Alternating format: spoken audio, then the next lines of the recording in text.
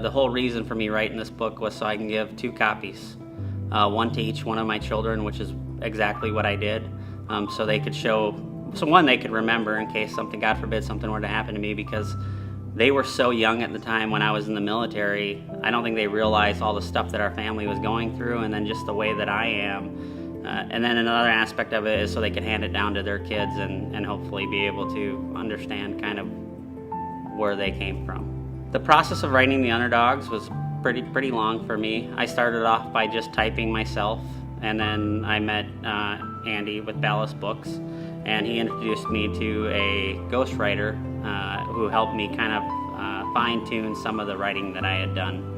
I named it the Underdogs for several reasons. One aspect was just the dogs in general. I thought it was kind of a cool title to go with.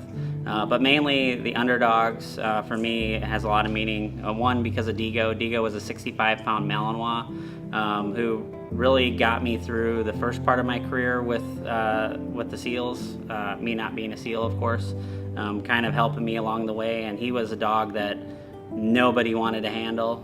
His prior team didn't want him. He was kind of just an outcast.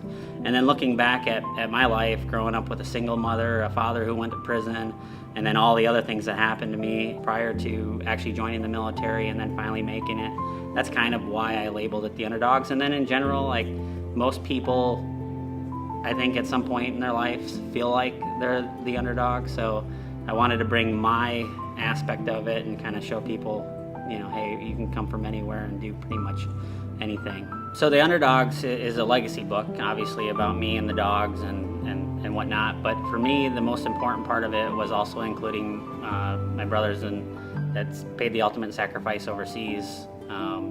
Politics aside, everybody has their own political views. The way that we exited Afghanistan was not ideal. And so for me, sharing their story, Extortion 1-7, where we lost 31 heroes, we lost Bart the Canine, and then just on the several ops that I did in Iraq, losing Louis Safran, Nate Hardy, Mike Koch. I wanted to make sure that those guys were remembered because it was such an ugly way that we left. I wanted to make sure that we ultimately, I paid tribute to those guys and make sure that people, kids, adults, whoever's reading my book, maybe it prompts them to go Google somebody's name, right? Just go read about somebody, even though I couldn't go into depth about, you know, who each individual person was. I ultimately wanted to make sure that their legacy was not forgotten or that their sacrifices were not made in vain. So there were 2 things that came out of writing my story with the Underdogs. I would say the first part was therapeutic.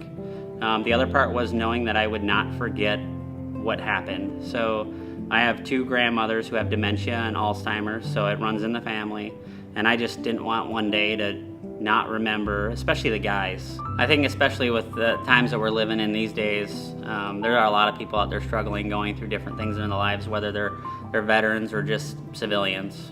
We all are just, there's a lot of people out there struggling, and I think that with the Underdogs, it talks about the struggle of my life, even right now. Like there's still things as an entrepreneur that I'm struggling with, but I lay it out in the Underdogs so people can see what it was like at my lowest low to my highest high, and ultimately where I am now.